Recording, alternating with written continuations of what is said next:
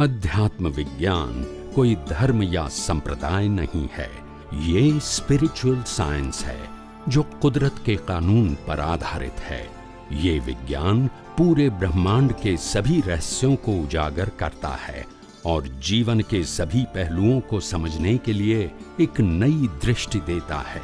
इसी को art of vision कहते हैं, दुनिया को देखने की एक नई दृष्टि, जो अध्यात्म विज्ञानी परम पूज्य स्वामी श्री कमलेशानंद जी के निर्देशन में सनातन सत्य का अनुसंधान कर हमारे जीवन को प्रकाशित करे। जय सच्चिदानंद। यम, नियम અને સંયમ, ये विषय जरा आप समझाओ तो વધારે फायदो થશે। यम नियम संयम वो श्रीमद राजचंद्र का वाक्य है। और जी, वैसे तो अपनी यम नियम संयम ये जो वाक्य वेदांत में भी है, जैनिज्म में भी अलग एंगल से बताया है। तो यम और नियम, अभी बिल्कुल ध्यान से सुनो, मीनिंग क्या है उसका, फंडामेंटल मीनिंग क्या है। यम का मतलब होता है शरीर को किसी प्रकार से ट्रेन करना, कष्ट देकर ट्रेन करना, प्रिपेयर करना, यम। फिर नियम का मतलब होता है लॉ, नियम बनाना अपनी अच्छाई के लिए, चाहे सामाजिक, चाहे धार्मिक, चाहे आध्यात्मिक, इसको फॉलो करना, नियम। और संयम का मतलब होता है पांचों इंद्रियों को संयम में रखना। संयम, संयम का मतलब होता है उसको मर्यादा में रखना, जरूरत से बाहर का उसको उपयोग नहीं करने देना। तो ये यम नियम संयम ये योगियों के लिए, सन्यासियों के लिए, त्यागियों के लिए, या तो आध्यात्म के मार्ग में जो लोग आगे बढ़ते हैं उनके लिए यम नियम संयम अच्छी बात है, वो सहायक होते हैं। जैसे जैसे जैसे पहले क्या हम समझते थे, शरीर है वो सुख भोगने का साधन है। यम क्या कहता है, शरीर तो काम अपने ध्येय के मुताबिक काम लेने का साधन है। एंगल बदल गया। नियम, नियम क्या होना चाहिए, जैसे व्यवहार भाषा में कहेंगे डिसिप्लिन, ऐसे आध्यात्म मार्ग में नियम है कि unnecessary why we waste our time and energy through our vision, through our five senses, through relative सत्य, क्यों उसमें हम डीप में जाए। तो एक नियम हो गया आपका फॉर योर गोल। और संयम का मतलब होता है आपकी प्रकृति को संयमित रखे, ताकि बाहर की कोई चीज जो है वो हमको अट्रैक्ट न कर सके। अपना व्यवहार भी खत्म करेंगे मगर विदाउट अट्रैक्शन। जो भी है समभाव, अच्छे या बुरे जो भी संजोग आते हैं व्यक्ति के रूप में, वस्तु के रूप में या अवस्था के रूप में, इसमें समभाव, तो संयम रहेगा। संयम का मतलब होता है प्राकृतिक मर्यादा।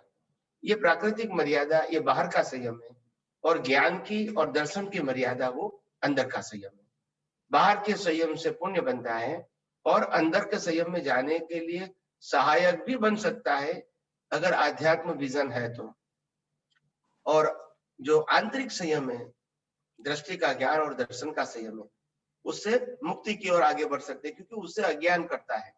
बाह्य संयम, केवल बाह्य संयम से पुण्य होता है, मगर बाह्य संयम आंतरिक संयम में जाने का साधन भी हो सकता है अगर दृष्टि है तो इसीलिए यम नियम और संयम। अभी आप शास्त्रों में जाओगे तो उनकी बहुत सारी क्या कहते हैं, उनकी बहुत सारी यम के प्रकार बताए, नियम के प्रकार बताएंगे और संयम के प्रकार बताएंगे। ये सब रिलेटिव सत्य ब्रांचेज है। हमने प्रिंसिपल को जानना है और कुछ नहीं जानना है। बाकी तो रिलेटिव सत्य में ऑप्शन तो बहुत होंगे। जैसे कोई कहेंगे कि भी मैं ध्यान करता हूँ, तो आप क्या ध्यान करते हो, तो बोला मैं गुरु का ध्यान करता हूँ। दूसरा कहता है मैं भी ध्यान करता हूँ मगर गुरु का नहीं करता हूँ, मैं तो भगवान का करता हूँ। तीसरा कहता है मैं भगवान का भी ध्यान नहीं करता हूँ, ज्योत का करता हूँ। चौथा कहता है मैं ज्योत का भी ध्यान नहीं करता हूँ, शरीर को देखता रहता हूँ कि शरीर के अंदर क्या क्या होता है, क्या क्या दिखाता है। तो आखिर ये चारों चीज का एक ही बात है, कंसंट्रेशन। तो मैं कंसंट्रेटर बोल दिया तो समझ में आ गया कि ब्रांचेस की जरूरत नहीं है। You know the principle, that's it. ये इसी को तो कुदरती कानून बोलते हैं ना। और लोग अवस्था में फंस गए, भाई ये अलग है, ये अलग है, ये अलग है, ये अलग है, फंस गए। तो समय समय पे बातें तो नई नई आती रहेगी। हमको तो प्रिंसिपल समझना है कि इसका मीनिंग क्या है कि कंसंट्रेशन। यू कंसंट्रेट, कोई भी चीज के ऊपर कंसंट्रेट करोगे थोड़े समय के लिए, तो आपका चीज कंसंट्रेट होने के नाते बाकी दुनिया आप भूल जाओगे, और वो कंसंट्रेशन से आपको पावर मिलेगा, और वो पावर आत्मा का ही होगा और कोई पावर नहीं होगा। मगर इसको पावर क्यों बोलेंगे? क्योंकि आम जनता, आम लोग वही आत्मा के पावर को 5 इंद्रियों से और मन के विचारों से व्यय करते हैं, और आपने उसको कंसंट्रेट कर दिया, तो it is convert in energy, that is to be called a principle. तो हमको सिद्धांत समझना है, प्रोसेस। अलग अलग प्रकार के ना टाइटल में कंफ्यूज होने की जरूरत नहीं है। लेकिन स्वामी जी, जो हम संयम की बात करें, तो जब हमारे विजन में साइंटिफिक विजन फिट होता है तो यम और नियम गौण हो जाता है। फिर तो उसको सिर्फ जानना, देखना और समझना, बस वही हमारा पुरुषार्थ होता है। नहीं, मगर आपने क्या किया, यम नियम और संयम समझाइए, तो मेरे को समझाना पड़ेगा ना। लेकिन स्वामी जी, मुझे यम कहा है कि भी मोक्ष के लिए या अध्यात्म विज्ञान में क्या जरूरी है, तो मैं उस एंगल से बात करता है। नहीं, आपने जो समझाया वो तीनों मुद्दा को एक्सप्लेन कीजिए, तो मैंने एक्सप्लेन किया। नहीं, आपने जो किया समझ में अच्छा फिट हुआ, लेकिन अभी भी मुझे नियम और संयम में तो समझ में आ गया, लेकिन यम में अभी तक मुझे क्लैरिटी नहीं आता है स्वामी जी, समझने के लिए। हाँ, तो यम आपने जो कुछ समझा है या आपके दिमाग में है, वो एक्सप्लेन कीजिए ना, नो प्रॉब्लम। सच बताओ तो यम के बारे में मैं नियम और संयम का समझ सकता हूँ, लेकिन यम का आपने किया फिर भी मुझे कुछ भी समझ में नहीं आता है। हाँ, नहीं, मगर मैं समझ गया, मगर यम के अंदर आपने क्या समझा है? जहां से भी समझा है वो क्या समझा है, वो बताइए ना 1-2 सेंटेंस में। यम के बारे में मैंने ये जाना है, मैं ये कहना चाहता हूँ। आपने जो प्रश्न किया वो मेरे लिए बिल्कुल जीरो है, मेरी समझ में बिल्कुल जीरो है, और इसीलिए प्रश्न तो आपका था ना। हाँ, प्रश्न तो मेरा है, लेकिन यम में मैं ऐसा समझता हूँ कि प्रकृति जो उकल रही है उसमें आप नियम के आधारित चलने की कोशिश करते हैं। तो नियम जो आप संजोग के अधीन या तो अपना विजन के अधीन आप नियम में रहने की क्या करते हैं, कोशिश करते हैं, लेकिन यम जो है वो प्रकृति के समयाधीन जो उकलती है, वो मैं यम समझता हूँ।